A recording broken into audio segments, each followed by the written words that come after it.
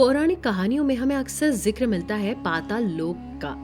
कहते हैं जमीन के नीचे भी एक भरी दुनिया है जिसके भीतर भी कई लोग हैं जहाँ असुर, दैत्य, सर्प आदि रहा करते हैं। कहा जाता है कि असुर असल में तो देवताओं से ज्यादा अमीर है, क्योंकि संसार के सारे रत्न और मूल्यवान वस्तुएं अक्सर जमीन के नीचे पाई जाती है, जिसकी वजह से ये काफी संसाधन संपन्न है। रामायण में भी हमें एक प्रकरण मिलता है जहाँ श्री राम और लक्ष्मण को पाताल लोक ले वाले अहि रावण और मही रावण का जिक्र मिलता है। उसी से जुड़ी है कहानी हनुमान के शौर्य और पराक्रम की, जिसकी मदद से उन्होंने श्री राम और लक्ष्मण को बचा लिया। लेकिन अक्सर ये सवाल पूछा जाता है कि आखिर ये पाताल लोक है कहाँ, जिसकी बात रामायण में की गई है। क्या रामायण में दर्ज पाताल लोक आज भी मौजूद है? क्या कहता है इस बारे में हमारा विज्ञान? ये सारी बातें जानने के लिए वीडियो के अंत तक बने रहिए। और उससे पहले यदि आप हमारे चैनल पर नए हैं तो चैनल को सब्सक्राइब अवश्य करें और नीचे दिए घंटी के बटन को दबाना ना भूलें, ताकि हमारे नए अपडेट्स आपको मिलते रहे। साल 1940 में इतिहासकार थियोडोर मोडे ने एक ऐसे शहर की खोज की थी जहां भगवान के रूप में एक बंदर की पूजा की जाती है।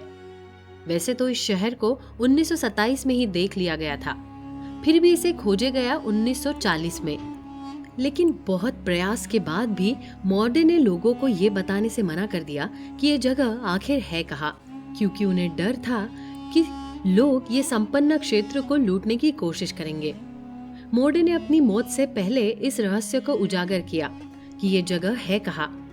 आज से कुछ साल पहले सन 2012 नई आधुनिक सैटेलाइट तकनीक की मदद से इस जगह को खोजा गया और यहाँ से जो कुछ मिला उससे सबकी आंखें फटी की फटी रह गई। अमेरिका के होंडुरस इलाके में बसा ये इलाका वैसे तो माया सभ्यता का गढ़ माना जाता है, लेकिन इस जगह से हमें कई मूर्तियां मिली है जो बताती है कि यहाँ बंदर के भगवान के रूप में पूजा की जाती थी। इसको देखकर लोगों ने इसे रामायण से जोड़ने की कोशिश की है। कहा जाता है कि ये बंदर रूपी देवता हनुमान या उनका बेटा मकरध्वज है। बताते चले कि मकरध्वज ने ही पाताल लोक में एक नए राज्य की स्थापना की थी। कहा यह भी जाता है कि जब अहिरावण राम और लक्ष्मण को अगवा करके ले गया था तो हनुमान जी उन्हें बचाने के लिए पाताल लोक गए थे। यहाँ पर उनकी मुलाकात मकरध्वज से हुई, जो असल में उन्हीं का बेटा था। पर क्योंकि दोनों योद्धा अपने अपने स्वामियों की सेवा के लिए प्रतिबद्ध थे, इसलिए हनुमान अपने ही बेटे से लड़ने लगे। मकरध्वज को हराकर हनुमान अहिरावण से लड़ने गए और उसे मारकर श्री राम और लक्ष्मण जी को मुक्त कराया।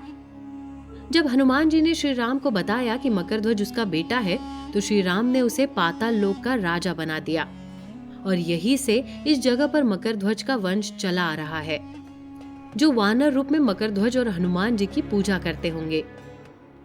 रामायण से जुड़ा हुआ एक और प्रमाण यहाँ के रीति रिवाजों से मिलता है। यहाँ किए गए शोध से आपको इंसानों की बलि दिए जाने का भी प्रमाण मिलता है। ऐसी कहानी हमको अहिरावण के संदर्भ में भी सुनने को मिलती है। कहा जाता है कि अहिरावण पाताल लोक की देवी के बड़े उपासक थे और अक्सर उन्हें खुश करने के लिए इंसानों की बलि दिया करते थे। जब लक्ष्मण ने युद्ध को मेघनाद को मार दिया, तब रावण ने रिश्ते के अपने भाई अहिराव से मदद मांगी।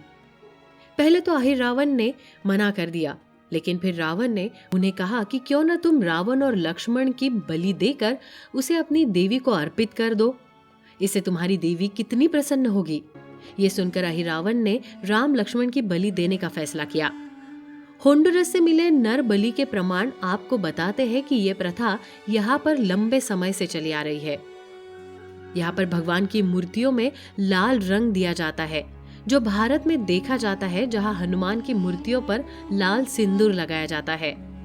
साथ ही यहाँ की मंदिर की सीढ़ियों पर मगरमच्छ की आकृति पाई गई है, जो फिर से हनुमान के पाताल जाने की कहानी बताती है, जहाँ हनुमान के पसीने को एक मगरमच्छ ने निगल लिया, जिससे मगरध्वज का जन्म हुआ था। आखिर में इतिहासकारों ने यह जानने का प्रयास किया कि लंका से होंडुरस की दूरी क्या होगी। विचारकों का मत है कि ये दूरी करीबन 12,000 किलोमीटर और रामायण की कहानी के अनुसार ये दूरी 100 योजन की थी, जो लगभग 12,000 किलोमीटर ही बनता है। इसका अर्थ ये है कि दोनों जगहों की दूरी लगभग एक सी ही थी। ये सब बातें हमें बताती है कि होंडुरस के मंदिरों और रामायण के पाताल लोक में कहीं ना कोई समानता जरूर है और इस बात की पूरी संभावना है कि ये दोनों जगह एक ही है। आपका इस विषय में क्या मानना है, हमें ये कमेंट सेक्शन में जरूर बताइएगा। ऐसी रोचक वीडियोस के लिए हमारे चैनल से बने रहिए। आप देख रहे हैं द भक्ति, क्योंकि भक्ति में ही है असली शक्ति।